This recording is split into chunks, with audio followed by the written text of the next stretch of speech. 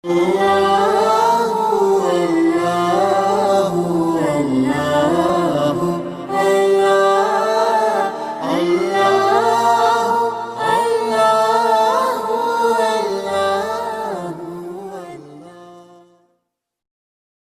একাকি কেউ যদি দোয়া করতে চান হাত তুলে কোনো অসুবিধা নেই। দেখুন, নামাজটা পুরোটাই দোয়া। 7টি পয়েন্টে নামাজের মধ্যে দোয়া। আপনি যখন আল্লাহু আকবার বলে সানা পড়লেন, এরপরে দোয়া আল্লাহুম্মা বা'ইদ বাইনি ওয়া বাইনা খাতায়া, এখানে শুরু হয়ে গেল দোয়া। এরপরে আপনি গেলেন রুকুতে গিয়ে সেখানে দোয়া আল্লাহুম্মা গফিরলি, সেখানে দোয়া আছে। এরপরে আপনি সামনে দাঁড়িয়ে গেলেন, দাঁড়িয়ে আবার সেখানে সামিআল্লাহু লিমান হামিদার পরে দোয়া, এবার 3 বার গেল। এরপরে আপনি গেলেন সাজদায়, সাজদার মধ্যে দোয়া, নবী সাল্লাল্লাহু আলাইহি ওয়াসাল্লাম দোয়া করো। আবার সাজদা থেকে আপনি বসলেন, আবার কি হলো? দোয়া হলো। তারপরে 2 সাজদায় আপনি 2টা হলো। এরপরে আপনার আবার যখন পড়বেন দোয়ায় মাসুরা, সেটাও দোয়া। নামাজের মধ্যে খালি তো দোয়াই। তো এক নামাজের পরে গিয়ে আমরা দোয়া পড়ি, দোয়া নামাজের পরে আছে, কিন্তু এইভাবে না আমরা যেভাবে হাত তুলে সবাই মিলে কালেকটিভলি জামাতের সাথে করি, এটা না। এটা যার যারটা সে করবে। এগুলো বলা হয়েছে কি কি দোয়া, কি কি জিকির, কি কি তসবিহ, এগুলি বলা আছে, সেইগুলি আপনি বসে বসে পড়বেন। সেখানে সবাই মিলে হাত তুলে না, একাকি কেউ যদি দোয়া করতে চান হাত তুলে কোনো অসুবিধা নেই। কিন্তু জামাতের সাথে করলে মানে হলো রুকু সিজদাও জামাতের সাথে করলেন, আবার এটাও জামাতের সাথে করতে পারেন, নামাজের এটা অংশ হয়ে গেল, অথচ এটা নামাজের অংশ নয়। কথাটা আমার মনে হয় পরিষ্কার হয়েছে। যাত্রাবাড়ি থেকে খাদিজা নামে একজন প্রশ্ন করেছেন, নামাজের শেষে মোনাজাত দেওয়া নাকি বেদাত, কারণ সূরা ফাতিহাই একটা মোনাজাত। কথাটা কতটুকু সত্য দয়া করে জানাবেন। নামাজের পরে যে মোনাজাতটা আমাদের দেশে করা হয় সম্মিলিতভাবে একসঙ্গে হাত তুলে, এই ধরনের মোনাজাত নবী করিম সাল্লাল্লাহু আলাইহি ওয়াসাল্লাম করেন নাই। হাদিস দ্বারা প্রমাণিত নয় যে নামাজের পরে সকলকে নিয়ে একযোগে তিনি মোনাজাত করেছেন, এটা প্রমাণিত নয়। নামাজের পরে সমস্ত মুসল্লিদের নিয়ে হাত তুলে মোনাজাত প্রতি অর্থে তিনি করেছেন, এর কোনো দলিল নাই। কাজেই যার দলিল নাই সেগুলি যা রাসূলুল্লাহ করেন নাই তা আমাদের জন্য করা উচিত নয়। বাংলাদেশে ফরজ সালাতের পরে, ফরজ নামাজের পরে 2 হাত তুলে সম্মিলিত মোনাজাত করে, দোয়া মানে মোনাজাত বলে ওইটাকে, মোনাজাত করে, আর সৌদি আরবে করা হয় না। এটা কেন? কারণ নবী করিম সাল্লাল্লাহু আলাইহি ওয়াসাল্লাম জীবনে কোনোদিন করেননি। আর সৌদি আরবটা রাসূলুল্লাহ সাল্লাল্লাহু আলাইহি ওয়াসাল্লামের দেশ, এখানে সহিহ সুন্নতটা আছে, যার ফলে এখানে কোনো মসজিদে সম্মিলিত দোয়া হয় না। তবে বাংলাদেশের সবাই যে সম্মিলিত মোনাজাত করে সব মসজিদে, এটা কথা ভুল। আপনি জানেন না, সেজন্য আপনার এলাকায় হয়তো সবাই সম্মিলিত মোনাজাত করছে। হানাফিদের সবচেয়ে বড় মাদ্রাসা বাংলাদেশে, হানাফি মযহাবের সবচেয়ে বড় কওমি মাদ্রাসা কোথায় আছে? হাটহাজারী, চিটাগাং। হ্যাঁ, হাটহাজারী সবচেয়ে বড় মাদ্রাসা। ভারতের দেওবন্দ আর বাংলাদেশের হাটহাজারী, ওটা দেওবন্দেরই শাখা বলতে হবে। তো বিশাল মাদ্রাসা, কয়েক হাজার ছাত্র। আজকে থেকে 40 বছর আগে দোয়া উঠে গেছে সম্মিলিত মোনাজাত। আর আমার কথা বিশ্বাস না করেন তো একবার দেখে আসবেন খরচ করে। আর চিটাগাংয়ের লোক হলে জানা আছে, আর জানা না থাকলে একবার দেখে চলে আসবেন, কাছে আছে, বোঝা গেছে? তো কথা হচ্ছে যে যারা হকটা পেয়ে গেছে মেনে নিয়েছে, আর অনেকে হক পাওয়ার পরে গোড়ামি করেছে, মানেনি। কিন্তু হক সত্যটা যারা পেয়ে গেছে মানা ফরজ। কথা বুঝতে পারছেন না? যথাসাধ্য বেদাত থেকে বেঁচে থাকবেন, আর নবীর তরিকাতে আপনি ইবাদতবন্দি করবেন। সালাম ফেরার পরে মেলা দোয়া জিকির আছে, তসবিহ আছে, জিকির আজকার আছে, ইস্তেগফার আছে, মেলাগুলি দোয়া আছে, 10-এর বেশি 15-16টি দোয়া আছে, অনেকগুলি দোয়া আছে, ওই দোয়াগুলি পড়বেন। জামাতবদ্ধ হয়ে মোনাজাত করা ঠিক কিনা, ইবাদতের ক্ষেত্রে শুনবেন সুন্নত কিনা। সুন্নতের বাইরে কোনো সওয়াব নেই, কথা কি বুঝতে পেরেছেন? বাইরের টুকু জায়েজ হতে পারে, গুনাহ হবে তা না। আমি দাঁড়িয়ে কোরআন পড়ছি, গুনাহ হবে নাকি? কিন্তু দাঁড়িয়ে কোরআন পড়াকে যদি ইবাদতের অংশ মনে করি তখন গুনাহ হবে। তো রাসূলুল্লাহ সাল্লাল্লাহু আলাইহি ওয়াসাল্লাম সালাতের ভিতরেই মোনাজাত করেছেন, সালাতের পরেও মোনাজাত করেছেন, দোয়া করেছেন, জিকির করেছেন একাকী। কথা বুঝতে পেরেছেন? তিনি একাকী করেছেন, শত শত হাদিস আছে। জামাতবদ্ধ ভাবে করেছেন, একটা হাদিস শুনি। এজন্য সুন্নত হলো একাকী করা। আল্লাহর কাছে বলতে হবে কিভাবে? কাউবাউ করে বলতে হবে। ঢাকা, গাজীপুর, নরসিংদী, নারায়ণগঞ্জ, মানিকগঞ্জ, মুন্সিগঞ্জ এসব ডিস্ট্রিক্টের ভাষায় কাকতি মিনতি করে বলুন। রাজশাহী, নওগাঁ, নাটোর, চাঁপাইনবাবগঞ্জ, হাত পা ধরে বলুন ক্ষমা করাই লাগবে। এই জিনিসটা আমাকে দেওয়াই লাগবে। আমি হাত নামানো না দেওয়া পর্যন্ত যত দিব না, তুমি হাতই নামাবো না। হাত উঠিয়েছে দাও, তারপরে কান্নাকাটি করে চোখের পানি ঝরঝর করে ঝরছে, আমাকে দেওয়াই লাগবে, তুমি এটা দাও। অনুনয় বিনয় কান্নাকাটি দেখে এক পর্যায়ে আল্লাহ বলছেন আচ্ছা ঠিক আছে যা দিলাম। আর আপনার দোয়া তো আল্লাহ সব, আপনার দোয়া দেখলে আমাকে মনে হয় আপনি মনে হয় মজাক করছেন। আসসালামু আলাইকুম রহমতুল্লাহ, আসসালামু আলাইকুম রহমতুল্লাহ, আলহামদুলিল্লাহ রাব্বিল আলামিন, বিহাক্কি লা ইলাহা ইল্লাল্লাহ। এটা মজাক করা, ধর্ম এরকম নয়। আর আপনারটা আরো মজাক। আপনারটা কি? আপনারটা সবাই মিলে নামাজ সালাম ফেরার পরে হাত তুলে বলছে আল্লাহ ক্ষমা করো। সবাই মিলে হাত তুলেছি, যে কোনো একজনের হাত কবুল করে দাও, ওর হাত দিয়ে সব হাতকে পার করে দাও। সবাই মিলে নামাজের পরে সবাই মিলে হাত তুলে দোয়া করা, বেটা দেখায় ওর শরম থাকা দরকার। জাতির কাছে ওকে একদিন ক্ষমা চাইতে হবে। 5 ওয়াক্ত নামাজ পড়ে আমিও একসময় মুনাজাত দিয়েছি, আল্লাহুম্মা আমিন বিরহমাতিকা ইয়া আরহামার রাহিমিন। আমিও করেছি, কারণ আমার ওস্তাদরা পড়িয়েছেন। পরে দেখি যে এটার কোনো সিএস রেকর্ড নাই, আরএস রেকর্ড নাই, ডাড্ডা নাই, 62 রেকর্ড নাই, 40 রেকর্ড নাই, হাল আমলের জরিপ নাই, কিছুই নেই। মহানবী সাল্লাল্লাহু আলাইহি ওয়াসাল্লাম তিনি 23 বছর পর্যন্ত সালাত পড়েছেন, একটা বারো মুসল্লিদেরকে নিয়ে এইভাবে আল্লাহুম্মা আমিন বিরহমাতিকা ইয়া আরহামার রাহিমিন বলেন নাই। প্রত্যেক ফরজ নামাজের পর মুনাজাত করার কথা কবে থেকে চালু হয়েছে এবং এই মুনাজাত করার শরীয়তের বিধান কি? প্রত্যেক ফরজ নামাজের পর মুনাজাত করা এটা একটা আগাছা। আর ক্ষেতের মধ্যে আগাছা কখন জন্মায় এর কোনো ইতিহাস থাকে না। উপকারী গাছের ইতিহাস থাকে যে গাছটা অমুক লাগিয়েছেন অমুক দিন, আগাছার কোনো ইতিহাস থাকে না। এই আগাছা ফিলিস্তিন অঞ্চল থেকে 400 হিজরির দিকে কিছু লোকেরা, দরবেশ টাইপের কিছু লোকেরা এটা বাড়িয়ে দিয়েছে সালাতের সাথে। এটার আসলে প্রকৃত কোনো ইতিহাস নেই। যাই হোক, এটা একটি বেদাত, এটি একটি কুসংস্কার। ফরজ সালাতের পর অনেকগুলো দোয়া আছে, আল্লাহু আকবার, আল্লাহু আকবার, আল্লাহু আকবার একবার, আস্তাগফিরুল্লাহ, আস্তাগফিরুল্লাহ, আস্তাগফিরুল্লাহ 3 বার, আল্লাহুম্মা আনতাস সালাম ওয়া মিনকাস সালাম তাবারাকতা ইয়া যাল জালালি ওয়াল ইকরাম এটা একবার, লা ইলাহা ইল্লাল্লাহ ওয়াহদাহু শেষ পর্যন্ত একবার, আল্লাহুম্মা আইন্নি আলা যিকরিকা ওয়া শুকরিকা ওয়া হুসনি ইবাদাতিকা এটা, তারপর আয়াতুল কুরসি, তারপর 3 কুল, এরপরে আরো অনেক দোয়া আছে, লা ইলাহা ইল্লাল্লাহ ওয়াহদাহু লা ইলাহা ইল্লাল্লাহ ওয়া লা না'বুদু ইল্লা ইয়া, অসংখ্য দোয়া আছে।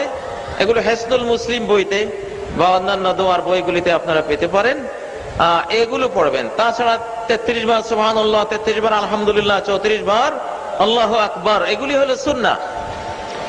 এগুলো না করে প্রতি সালাতের পরে হাত তোলা এটা একটি বাড়াবাড়ি এবং বিদআত, এটা করবেন না।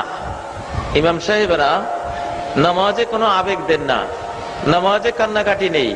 কান্নাকাটি শুরু হয় আল্লাহুম্মা আমিন বলে। সুন্নাহ হলো সালাতের মধ্যে কান্নাকাটি করা।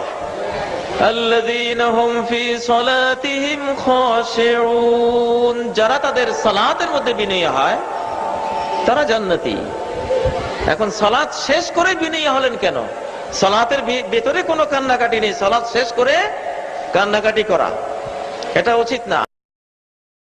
এখন স্পেসিফিক প্রশ্নটা পরে অ্যাড করা হলো যে ফরজ নামাজের পরে দোয়া করা যাবে কিনা, ঈদের নামাজের পরে বা ঈদের নামাজের পরে। এই ক্ষেত্রে আমাদের দেশে কমনলি করা হয়, কিন্তু আমাদের যেটা স্টাডি সেটা হচ্ছে না করা। যেহেতু রাসূলুল্লাহ সাল্লাল্লাহু আলাইহি ওয়াসাল্লাম তার থেকে কোনো শুদ্ধ রেওয়ায়েত আসেনি যে তিনি 5 ওয়াক্ত ফরজ নামাজের পরে ইমামদেরকে নিয়ে দোয়া করেছেন।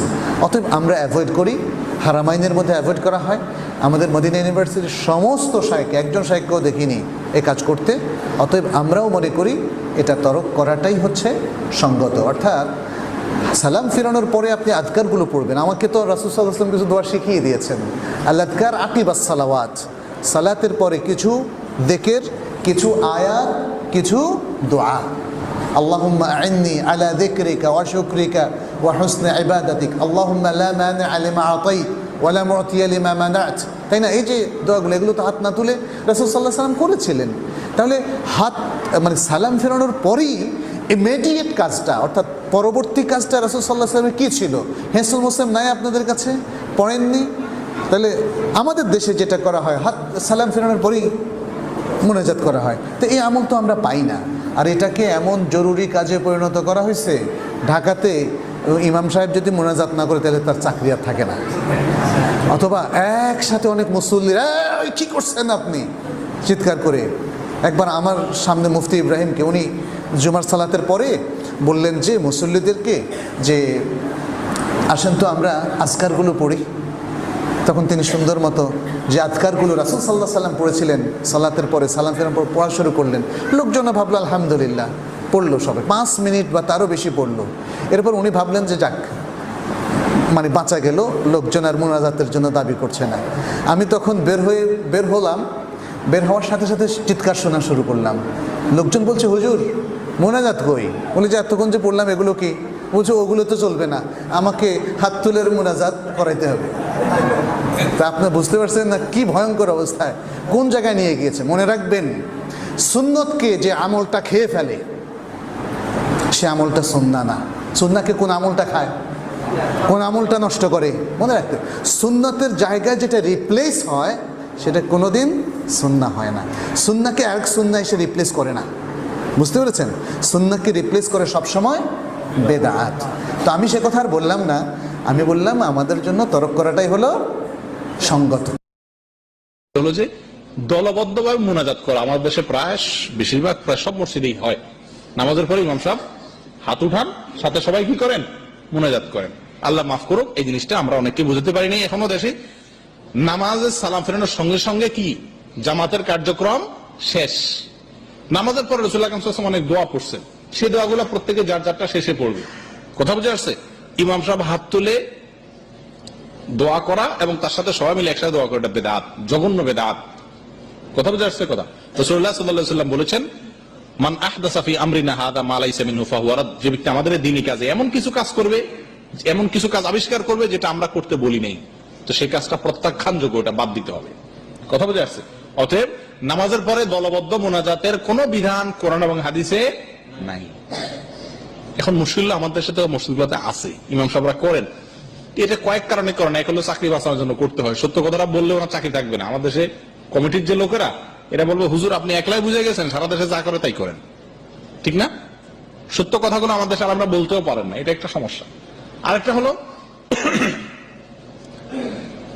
অনেক ক্ষেত্রে জানারও অভাব থাকে।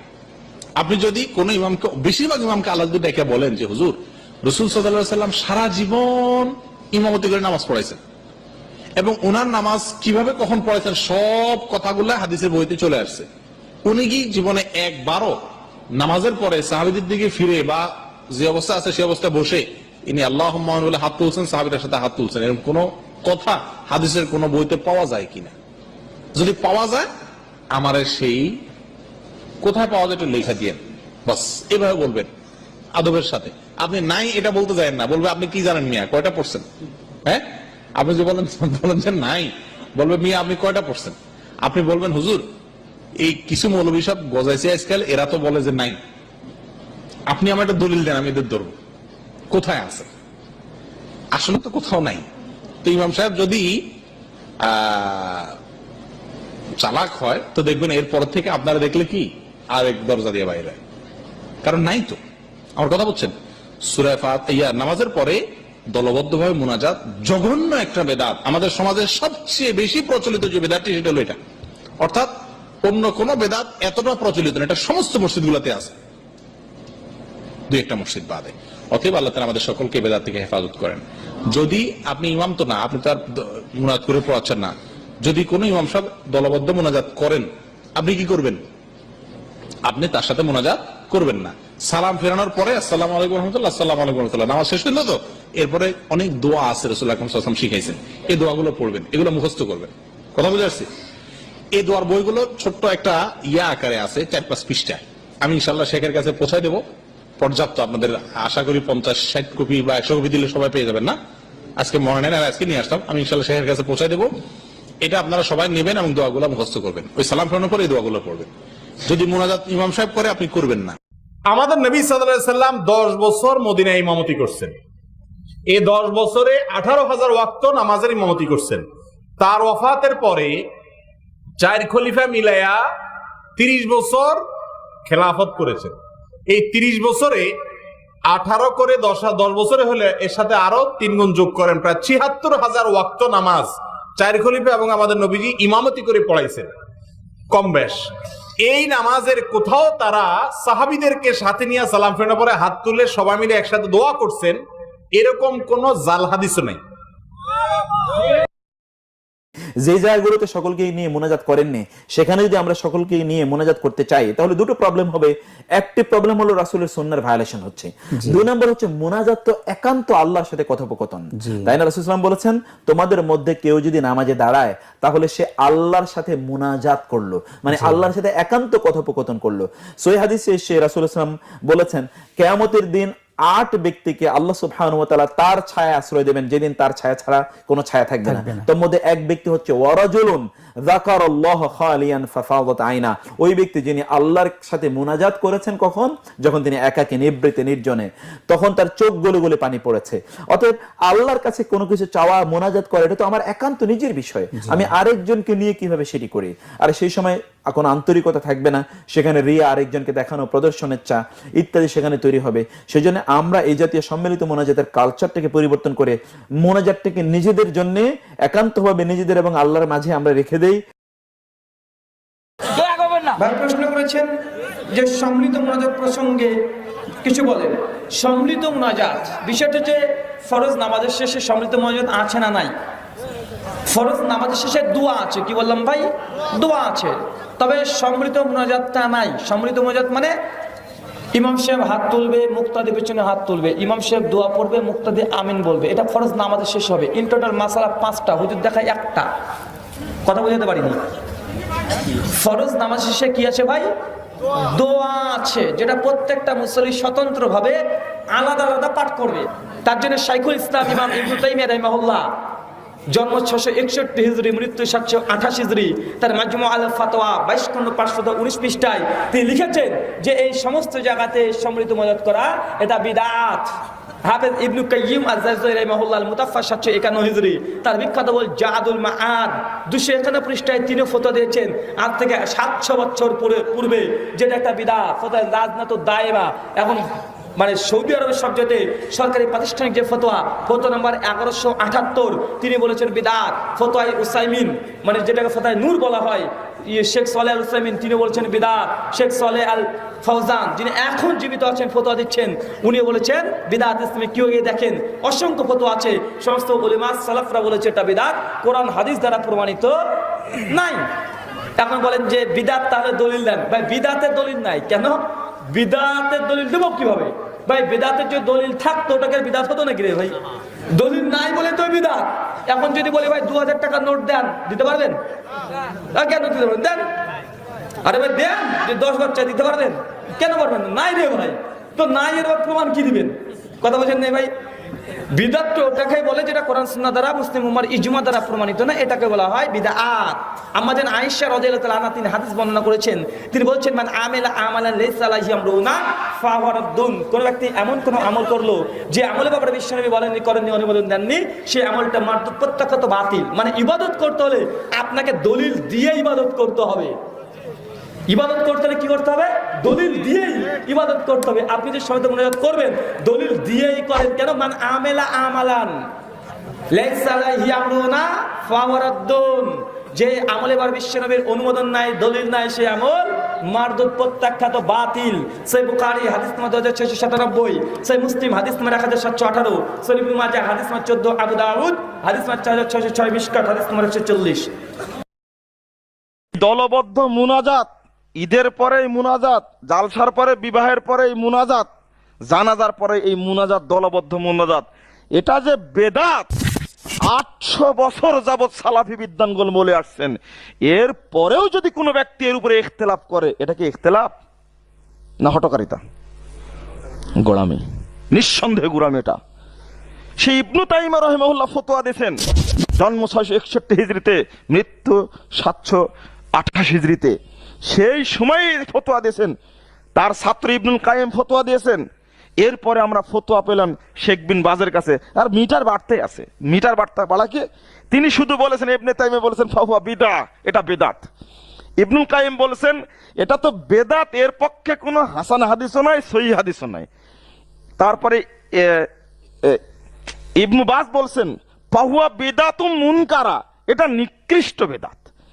শেখ উসাইমিন বলছেন বিদাতুন বিলা শাক্কিন, নিঃসন্দেহে বেদাত।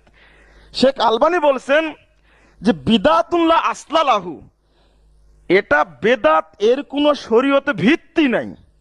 আলিমউদ্দিন নদীয়বী রহিমাহুল্লাহ, তিনি মারা গেছেন, বড় বিদ্বান ছিলেন, জমিয়তে আহলে হাদিসের সহসভাপতি। তিনি 1971 সালে বলেছেন যে এটা হলো মিষ্টি বেদাত। এখন আপনি ফতোয়া কি দিবেন?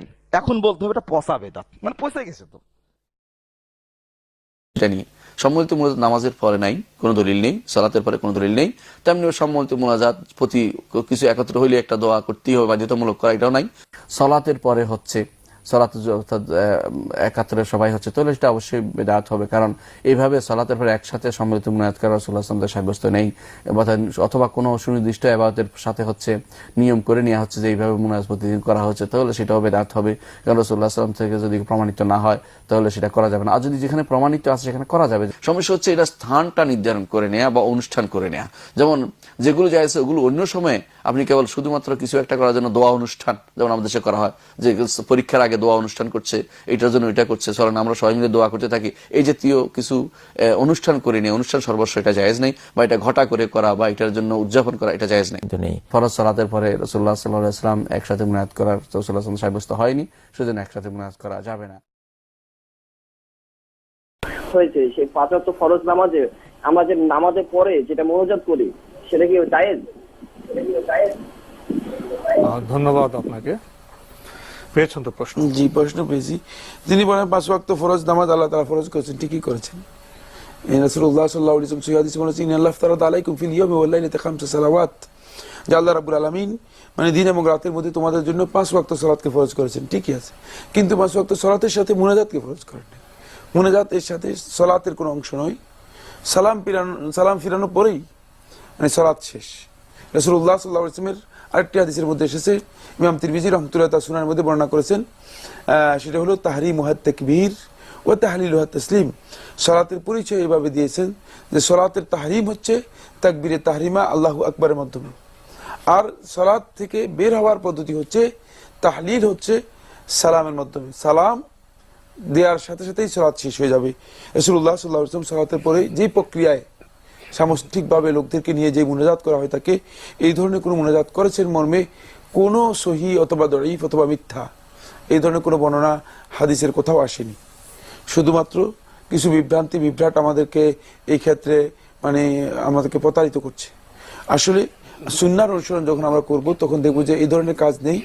কিন্তু কোনো ব্যক্তি যদি মনে করেন তিনি সালাত আদায় করার পরে সালাতের আজকারগুলো যেগুলো রাসূলুল্লাহ সাল্লাল্লাহু আলাইহি ওয়াসাল্লাম শিক্ষা দিয়েছেন সেই আজকারগুলো যদি তিনি কমপ্লিট করার পরে তিনি যদি মনে করেন যে না আমি আল্লাহর কাছে দোয়া করব, দোয়া করা জায়েজ, যে কোনো সময় জায়েজ, শুধু সালাতের পর নয়, যে কোনো সময় তিনি দোয়া করতে পারবেন। সেটা ইন্ডিভিজুয়ালি ব্যক্তিগতভাবে তিনি আল্লাহ রাব্বুল আলামিনের কাছে ফরিয়াদ করতে পারেন, দোয়া করতে পারেন। হলো দোয়া তো করবেন ভালো, কিন্তু দোয়াটা ইমামের নেতৃত্বে সব মুসল্লিরা একসাথে করবেন কিনা এটার ব্যাপারে কথা। এটার ব্যাপারে হলো নবী সাল্লাল্লাহু আলাইহি ওয়াসাল্লাম, সাহাবায়ে কেরাম তারা জীবনে কখনো দোয়া করছেন, জিকির করছেন, কিন্তু একজনের ইমামের নেতৃত্বে সবাইকে নিয়ে করেন না। এই জন্যই ওলামায়ে কেরাম বলছেন যে শাইখ বিন বাজ রাহিমাহুল্লাহ, শাইখ উসাইমিন রাহিমাহুল্লাহ, যারা গত শতাব্দীর পৃথিবীর সবচেয়ে বড় আলেম ছিলেন, তারা ফতোয়া দিয়েছেন সালাত সালাম ফিরানোর মাধ্যমে শেষ হয়ে যায়, এরপরে সালাতের কিছু বাকি থাকে না। কেউ যদি মনে করে যে এরপরে এই মুনাজাত, সম্মিলিত মুনাজাতটাও নামাজের একটা অংশ, তাহলে এটা বেদাত। বা কেউ যদি মনে করে এটা জরুরি, এটা করতেই হবে। একদিন আমি এক জায়গায় গেছি, সালাম ফিরেছি, মুনাজাত করে নেই, কয় এই লাস্টে দিয়ে আসে বলতেছে, কয় ভাত খাইলাম হাত ধুলাম না, মজা লাগে নাই, মানে হয়েছে মুনাজাত করি নাই। তারপরে আরেক জায়গায় গেছি, এই মিনা এবং আরাফাতে। তো কয়েকজন ভাই বলতেছে, আহারে দেখো এই জায়গায় আসছি, আল্লাহর ঘরে আসছি, আল্লাহর কাছে ছামো একটু দোয়া করবো, এইটাও এরা করে না। মানে আল্লাহর কাছে চাইতেও এদের আপত্তি। আল্লাহর কাছে চাইতে আমাদের আপত্তি না, দোয়ায় আপত্তি না, মোনাজাতে আপত্তি না। আপত্তিটা হলো কাইফিয়াতে, পদ্ধতিতে, যে আমার রাসূলের পদ্ধতিতে হইতে হবে। পদ্ধতিটা যদি আমার রাসূলের বাহিরে যায়, এটা সুন্নত হবে না, এটা বেদাত হয়ে যায়। এটা পদ্ধতিটা নিয়ে ইখতিলাফ। এই জন্য আমরা যেটাই করব সেটা দেখবো যে নবী সাল্লাল্লাহু আলাইহি ওয়াসাল্লাম, সাহাবায়ে কেরাম এই পদ্ধতিতে করছেন কিনা। যে ফরজ সালাতের পর মুনাজাত করা কি বিদআত? জি, ফরজ সালাতের পর মুনাজাতের যে প্র্যাকটিস আমাদের দেশের আপনার অধিকাংশ মসজিদে চালু আছে। এই ব্যাপারে আমি একদিন একজন ইমাম সাহেবের সাথে কথা বলেছিলাম। আমি ওনাকে জিজ্ঞেস করলাম, ভাইজান, যে লোক আপনার দাড়ি রাখে না, তার ব্যাপারে মাদ্রাসায় পড়ুয়া ছেলে, কোরআন হাদিসের জ্ঞান আছে, সে দাড়ি রাখে না, তার ব্যাপারে আপনি কি বলেন? উনি বললেন, ও তো একটা ফাসিক মানুষ। তা আমি বললাম যে ফাসিক মানুষ কেন? বলে আল্লাহ রাসূলের এত বড় সুন্নাহটা সে খেলাফ করছে। আমি বললাম যে আল্লাহ রাসূলের সুন্নাহ সে মানছে না, এই জন্য আপনি তাকে ফাসিক বললেন। আপনি যে প্রত্যেক দিন জোহর নামাজের পরে আল্লাহ রাসূলের নিয়মিত সুন্নাত, আল্লাহ রাসূল নিয়মিত যে দোয়াগুলো পড়তেন, আল্লাহুম্মা আনতাস সালাম ওয়া মিনকাস সালাম তাবারাকতা ইয়া যাল জালালি ওয়াল ইকরাম, হ্যাঁ, লা মানি আলিমা আতাইত ওয়া লা মু'তি লিমা মানাত ওয়া লা ইয়ানফাউযাল জাদ্দি মিনকাল জাদ, 33 বার সুবহানাল্লাহ, 33 বার আলহামদুলিল্লাহ, 33 বার 34 বার আল্লাহু আকবার, লা হাওলা ওয়া লা কুওয়াতা ইল্লা বিল্লাহ, এরকম নানান লা ইলাহা ইল্লাল্লাহু ওয়াহদাহু লা শারীকা লাহু লাহুল মুলকু ওয়া লাহুল হামদু ওয়া হুয়া আলা কুল্লি শাইইন কাদির, বিস্তারিত যে দোয়ার লিস্ট আছে, এগুলো আপনি কোনোদিন না পড়ে সালাম ফিরিয়ে হাত উঠিয়ে মোনাজাত করে চেহারার মধ্যে মুখটা মুছে আপনি দাঁড়িয়ে সুন্নতে দাঁড়িয়ে যান, আপনার দেখা দেখি মুসল্লিরাও দাঁড়িয়ে যায়। আপনার বয়স যদি 30 হয়, আপনার বয়স যদি 35 হয়, তাহলে দীর্ঘ 15 বা 20 বছর যাবত আপনি একটা সুন্নাহ টোটালি আমল করছেন না। আপনি কি নিজেকে কখনো ফাসিক ভাবেন? আপনি কি নিজেকে এতটুকু ঘৃণা করেন? একজন লোক দাড়ি না রাখার কারণে আপনি তাকে ঘৃণা করছেন, ভালো কথা, কিন্তু আপনি যে এত বড় সুন্নাহ, আল্লাহ রাসূলের দায়িমি সুন্নাহ সবসময় করতেন, এই সুন্নাহটাকে আপনি ছেড়ে দিয়েছেন।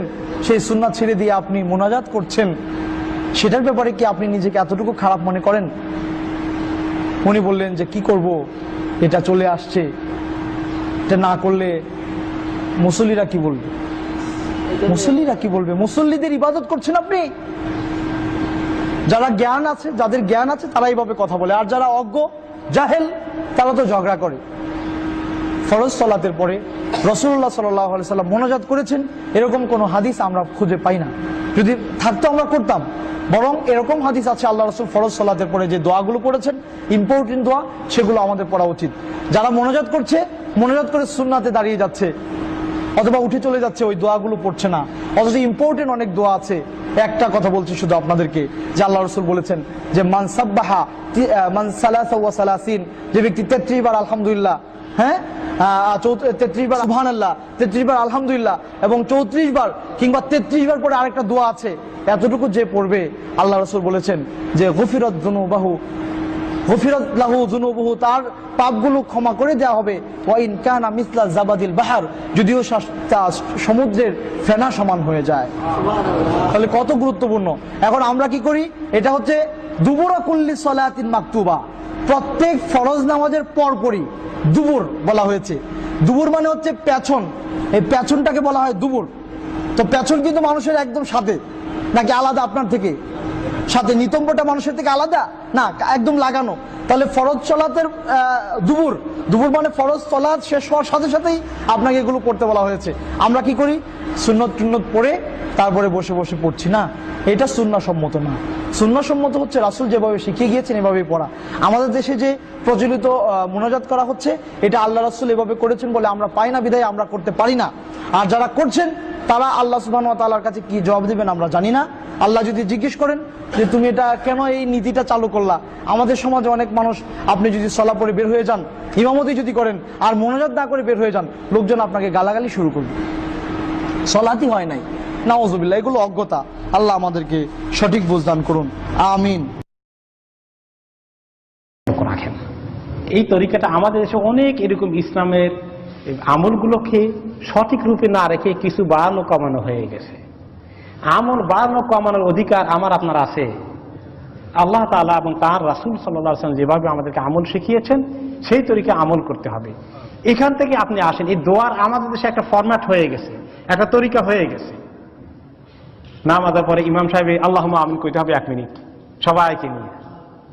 এটা আমাদের দেশে মুখস্থ হয়ে গেছে না? মুরব্বী আপনি তো, উনি অনেক বড় আলেম, কিন্তু উনি ওনার অনেক ছাত্র সারা দুনিয়াতে আছে। ওনার মুরব্বীর বাড়ি হাতিয়া, নোয়াখালীর। উনি অনেক বড় আলেম মাশাআল্লাহ।